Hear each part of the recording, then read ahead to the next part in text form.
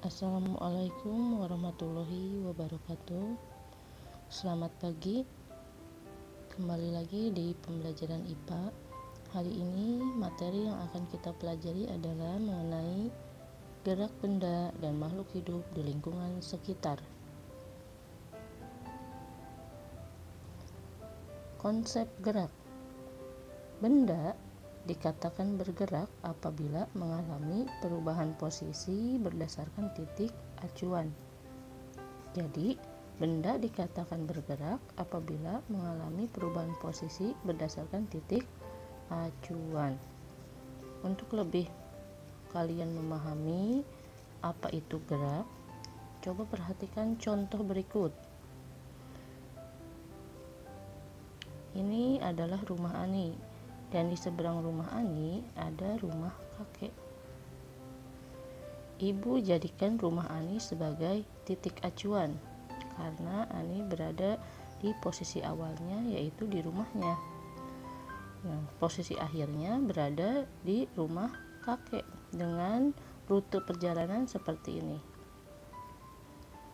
Jadi dapat disimpulkan Ani dikatakan bergerak. Kenapa bergerak? Karena Ani mengalami perubahan posisi dari titik acuan yang awalnya berada di rumah lalu berakhir di rumah kakek. Nah, berarti Ani dikatakan bergerak. Coba perhatikan contoh yang kedua.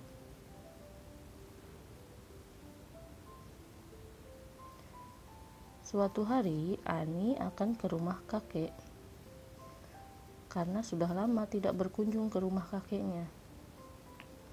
Titik acuannya masih sama, yaitu di rumah Ani menuju ke rumah kakek. Tetapi sesampainya di rumah kakek, ternyata kakek tidak ada di rumah. Akhirnya Ani memutuskan untuk kembali ke rumahnya. Jadi posisi awal Ani itu berada di rumahnya dan posisi akhir Ani berada di rumahnya kembali.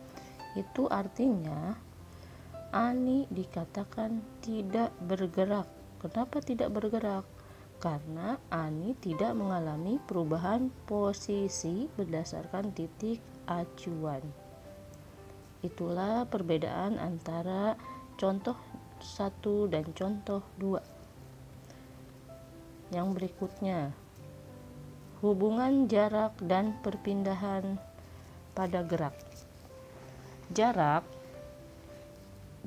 itu merupakan panjang lintasan yang ditempuh benda dan termasuk besaran skalar, mempunyai nilai tapi tidak mempunyai arah.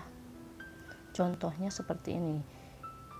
Jika kamu ingin berangkat ke sekolah dari rumah ke sekolah, jaraknya itu sekitar 500 meter.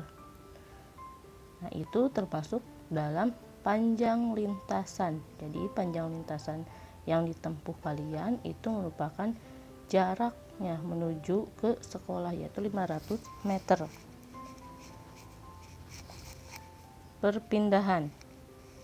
Perpindahan merupakan perubahan kedudukan atau posisi suatu benda dan termasuk besaran vektor atau mempunyai nilai dan mempunyai arah.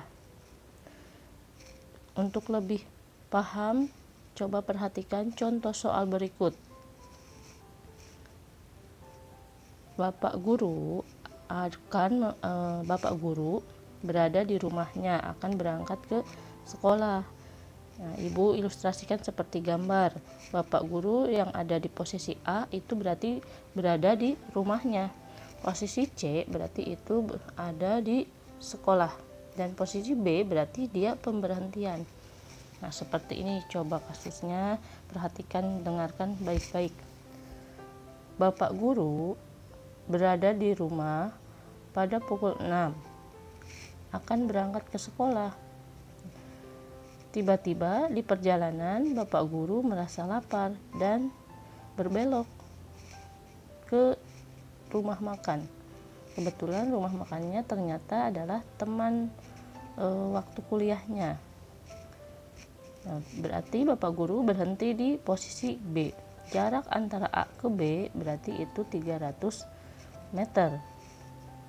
Setelah selesai makan atau sarapan, Bapak Guru langsung melanjutkan kembali perjalanannya ke sekolah. Berarti dari posisi B ke posisi C. Ya, jaraknya itu adalah 200 meter. Sesampainya di sekolah, Bapak Guru langsung mengajar ke kelas. Setelah selesai mengajar di kelas dan waktunya untuk pulang, Bapak Guru segera berkemas dan ingin bertemu kembali dengan temannya karena masih banyak yang harus dibicarakan ternyata dengan temannya karena sudah lama tidak bertemu. Akhirnya Bapak Guru kembali ke posisi B, yaitu ke rumah makan yang tadi, dan memutuskan untuk menginap. Berarti dari posisi C ke posisi B itu jaraknya mencapai 200 meter. Coba kamu hitung jarak dari posisi A ke B ke C sampai ke B. Berapakah jarak yang ditempuh oleh Bapak Guru?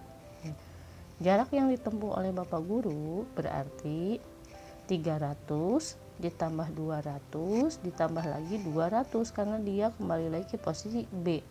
Berarti jarak yang ditempuh dari lintasan A, B, C dan ke B itu sejauh 700 meter. Sedangkan perpindahannya berapa meter yang ditempuh oleh Bapak Guru? Karena Bapak Guru dari posisi A, B, C lalu ke B, dia berarti ada satu rute yang dia kembali lagi ke awal, berarti tidak usah dihitung. Yang terhitung perpindahan Bapak Guru itu berarti sejauh 300 meter hanya dari posisi A ke posisi B. Nah, itu adalah perpindahan yang dilakukan oleh Bapak Guru. Yang selanjutnya materi yang harus kalian pahami yaitu mengenai kelajuan dan kecepatan. Kelajuan termasuk besaran skalar. Contohnya pada alat yang menunjukkan kelajuan adalah speedometer kendaraan. Nah, speedometer pada kendaraannya contohnya pada motor atau pada mobil. Nah, itu memiliki speedometer, berarti itu contoh alat yang termasuk ke dalam kelajuan. Rumus dari kelajuan itu sama dengan jarak satuannya meter, ya, harus diingat. Jarak satuannya meter dibagi dengan selang waktu atau satuannya detik. Tapi biasanya satuan selang waktu itu adalah sekon, ya. Jadi detik atau sekon sama saja. Lambangnya dari kelajuan itu V, jarak itu lambangnya adalah S, selang waktu itu lambangnya adalah T. Harus dipahami ya. Kalau tadi jarak satuannya meter, selang waktu satuannya detik atau second. Nah, sekarang lambangnya kelajuan lambangnya adalah V. Lalu jarak lambangnya adalah S. Selang waktu itu adalah T. Kecepatan itu termasuk ke dalam besaran vektor. Contoh alat yang menunjukkan kecepatan adalah GPS pada mobil, contohnya ya, GPS Global Positioning System. Nah, itu rumus dari kecepatan perpindahan satuannya meter dibagi dengan selang waktu satuannya second atau tadi apa? Iya, detik. Nah, dengan lambangnya kecepatan V sama dengan delta S dibagi T. Nah, itu bukan segitiga ya dibacanya, tapi delta S. Nah, delta S itu adalah perpindahan. T adalah selang waktu. Terima kasih telah mengikuti pembelajaran IPA hari ini. Semoga yang Ibu jelaskan tadi dapat kalian pahami dan dapat kalian aplikasikan pada pembelajaran berikutnya. Cukupkan sekian pembelajaran IPA hari ini. Wabillahi taufiq wal hidayah. Wassalamualaikum warahmatullahi wabarakatuh.